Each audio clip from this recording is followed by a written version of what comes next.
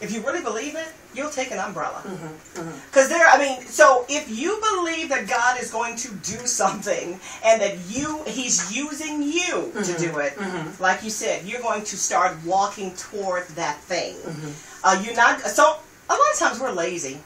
And again, I'm the first one to raise my hand. Sometimes I was telling Les Brown, who he was the he did the foreword on the book Supersize Your Thinking, and he's also on some of my audio CDs. And I was telling him, Les, at one point in my younger years, I used to think, well, as long as I prayed, as long as I gave my tithes and my offerings, God was just going to literally drop it down from heaven. Yes, ma'am. I told him I used to think the phone was just going to ring. And he'd say, you're pretty intelligent. So I can only imagine what somebody else, but we can't just sit there and wait on God. Because He's waiting on me. Because He's waiting on us. And we have to realize that if it's going to get done, He's going to use you and me. And there's so much creative power that's floating through the universe. Let's just think about the times we've had these ideas. They kept coming to us, whether it was through you, or whether it was through me reading a book or looking on a billboard. Because a lot of times there will be confirmation. And we'll get these ideas over and over, but we will dismiss them.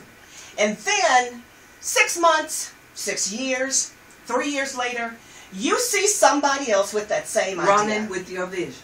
Or let's even make it smaller. In a Bible study, in a school, in a classroom, you have the same comment but you're too afraid to raise your hand or to get up and speak, and then that next person comes right over and says exactly what you were about to say. Wow. So there's so much creativity going through the universe. God is just really waiting for somebody to be a conduit. For somebody to say, send me, I'll go. I'll do it. Because He says if you lack wisdom, ask Him. Me and I won't ask Him. So He's waiting for you or me to say, okay, meditate. Lord, let me get in one with you. Let me see what is it you want me to do. Wow. Because I tell you one thing, if we don't do what we're supposed to do before we leave this earth, I think, we've got a lot of questions we're going to have to answer when we stand before God. I do. And I often say, even in my book, I say, God is not just going to ask you if you receive my son, but I believe He's going to also ask you, did you do what I put in you to do? Wow. Did you do it? And even no though excuses. it won't be no excuses.